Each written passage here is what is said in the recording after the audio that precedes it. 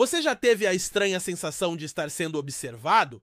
Talvez andando sozinho à noite ou sentado numa praça vazia e de repente você sente: alguém ou algo está te encarando. Agora imagine descobrir que esse observador silencioso é um pato.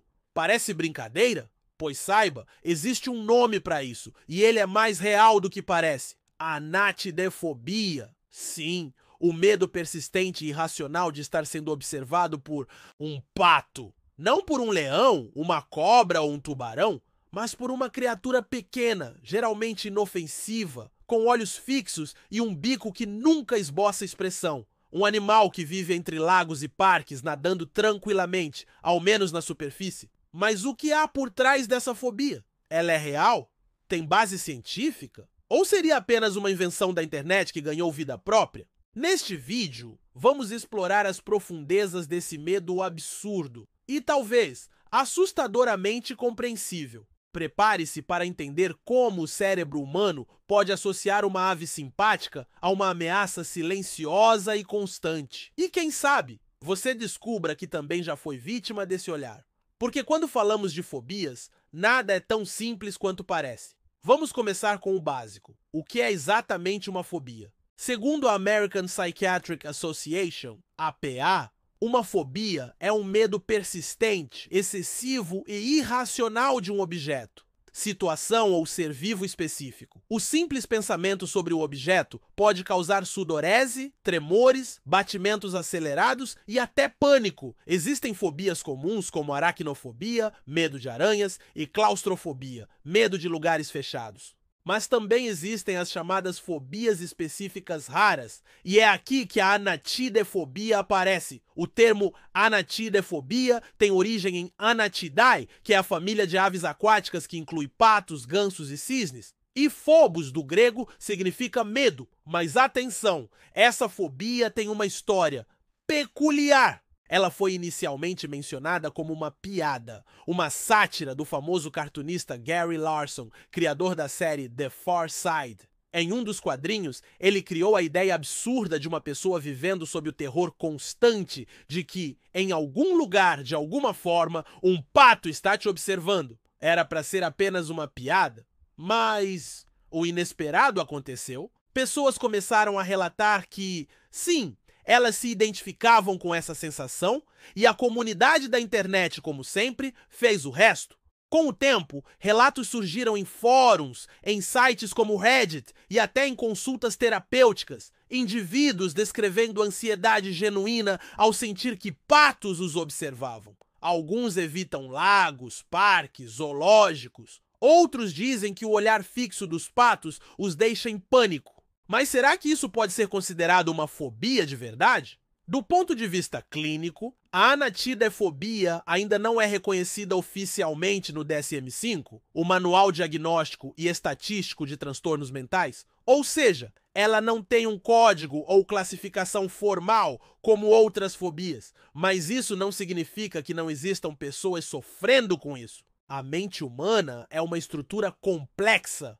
Segundo a neuropsicóloga brasileira doutora Luciana Pimenta, fobias muitas vezes se desenvolvem a partir de experiências pessoais intensas, simbolismos ou medos internalizados sem explicação racional. E agora pense, o olhar de um pato é inexpressivo, fixado, não pisca com frequência. Ele apenas observa quieto, sem emoção. E esse tipo de olhar, para algumas pessoas, é exatamente o que aciona o alarme mental. Afinal, o que nos assusta não é o que se move com rapidez, mas aquilo que permanece parado, como se soubesse de algo que não sabemos. E essa é a ironia da anatidefobia. Ela não envolve um ataque, não há violência, só a observação constante. É como se o pato estivesse julgando você, com um julgamento que vem do silêncio. Um julgamento que nunca se revela, mas está sempre presente. A psicologia tem uma explicação plausível para isso. Trata-se da amplificação de um desconforto visual associado a traumas ou ansiedade social. Em alguns estudos, como o publicado na revista Behavioral Research and Therapy, verificou-se que estímulos visuais simples, como rostos com olhos fixos ou inexpressivos, ativam áreas do cérebro ligadas à vigilância e autoproteção. Ou seja, o olhar neutro de um pato pode ativar no cérebro o mesmo tipo de alerta que algo realmente perigoso. Mas há ainda uma camada mais profunda. Alguns teóricos argumentam que a anatidaefobia é uma expressão simbólica do medo de julgamento constante. O pato seria apenas o símbolo da nossa paranoia moderna. Sempre há alguém observando. Talvez não um pato, mas o algoritmo, a câmera, o vizinho, o chefe, o próprio olho da sociedade. E isso torna o medo de ser observado por um pato um símbolo quase poético da era digital. O pato, nesse contexto, vira um espelho, um lembrete silencioso de que vivemos sob constante observação. E isso sim pode gerar um medo real.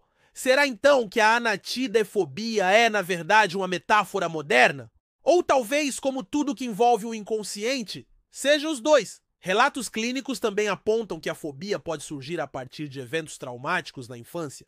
Uma criança perseguida por um pato agressivo? Sim, eles existem. Pode internalizar o evento como algo mais profundo. E com o tempo, o medo não seria mais do ataque, mas da presença, da vigilância, do julgamento invisível. O medo então muda de forma, mas não desaparece. Esse é um dos mecanismos mais misteriosos do cérebro humano, transformar traumas em fobias simbólicas.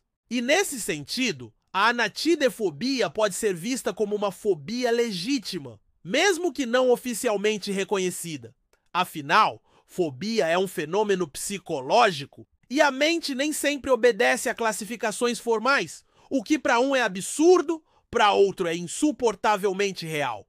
Você pode até rir da ideia de ser observado por um pato, mas e se eu te dissesse que neste exato momento, em algum lugar, pode haver um pato te observando? Se isso te causou um leve desconforto, talvez, só talvez, você entenda o que é a anatidaefobia. E agora, conte pra gente, você já sentiu isso? Deixe nos comentários. E se esse vídeo te intrigou, curta, compartilhe e inscreva-se no canal.